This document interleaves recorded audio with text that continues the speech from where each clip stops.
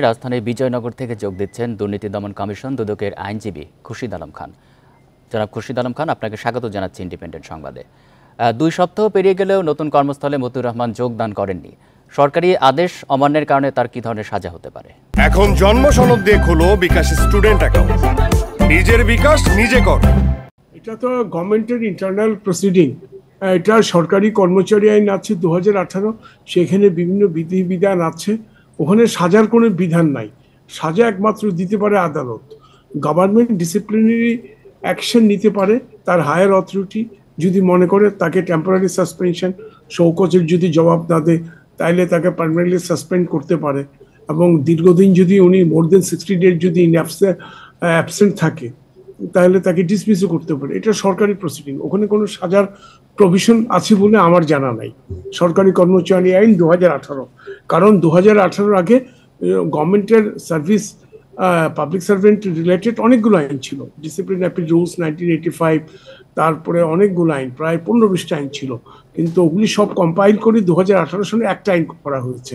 কাজে এখন ইন্সপেক্টর মতিউর রহমান তার ইন্টারনাল প্রসিডিং সার্ভিস ক্ষেত্রে 2018 আইনই চলবে।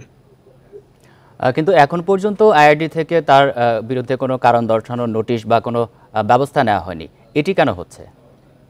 এটা কেন হচ্ছে তো এটা আইআরডি বলতে পারে, ইন্টারনাল রিসোর্সেস ডিভিশন ওনারাই বলতে পারে কেন হলো। গভর্নমেন্টের কিছু কিছু প্রতিষ্ঠানতে খুব ভিজিলেন্ট থাকে, আবার কিছু কিছু প্রতিষ্ঠান একটু নড়বড়ে থাকে বা একটু পুরা ঢিলা থাকে।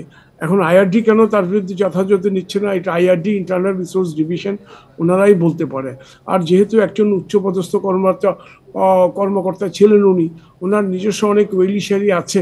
আমরা সাধারণ মানুষ এই অপরাধগুলোকে, এই ধরনের অভিযোগগুলোকে, অপরাধ বলা ঠিক হবে না, এই ধরনের অভিযোগগুলোকে যত সিরিয়াসলি দেখি, হয়তো গভর্নমেন্টের হাই অফিসিয়াল যারা ওনার সঙ্গে কাজ করেন বা ওনার ঊর্ধ্বতন কর্মকর্তা, ওনারা হয়তো ওভাবে দেখছেন না, সেটাও হতে পারে।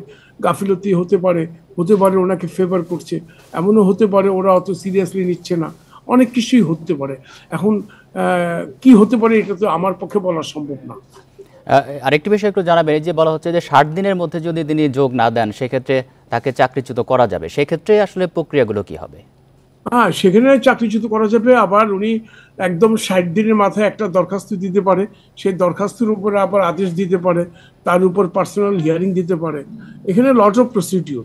সরকারি চাকরি যদি একবার হয়ে যায়, এটা আপনি যত টানা হেঁচড়া করেন এটা কখনো যায় না। ওই জন্য আমলারা বেপরোয়া, কারণ ওদের চাকরি খাওয়া যায় না। যেমন আপনি একটা বেসরকারি ব্যাংকে যদি চাকরি করেন, বা আপনার মালিক যদি মনে করে যে আপনি মিসকন্ডাক্ট করেছেন, আপনাকে সঙ্গে সঙ্গে স্ট্যান্ড রিলিজ করে দিতে পারে, মানে একেবারে হ্যান্ডব্যাগ দিয়ে আপনাকে বিদায় করে দিতে পারে। কিন্তু সরকারি চাকরি এত সহজে যায় না, এখানে লট অফ প্রসিডিউর আছে। টেম্পোরারি আপনাকে টেম্পোরারি সাসপেনশন করতে পারে, শোকজ করতে হবে, আবার সেকেন্ড শোকজ করতে হবে, তারপরে তার বিরুদ্ধে 60 দিন যেতে পারে। 60 দিনে যাওয়ার মাথায় যেদিন 60 দিন শেষ হবে ওখানে আবার অ্যাপ্লিকেশন দিতে হবে, তারপরে আবার ওনার অ্যাডমিনিস্ট্রেটিভ ট্রাইব্যুনালে যাওয়ার সুযোগ থাকে। মানে সোজা কথা, আমলাদের চাকরি সহজে যায় না, টানা হেঁচড়া করেও আমলাদের চাকরি যাওয়া খুবই কঠিন ব্যাপার।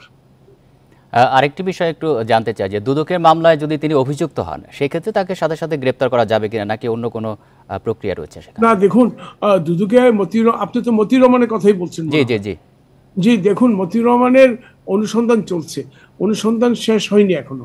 অনুসন্ধানকালীন সময় ওনার অনেকগুলি জব্দ করা হয়েছে প্রপার্টি, ব্যাংক অ্যাকাউন্ট, এবং 116টা সম্ভবত ব্যাংক অ্যাকাউন্ট, অনেক প্রপার্টি, অ্যাপার্টমেন্ট।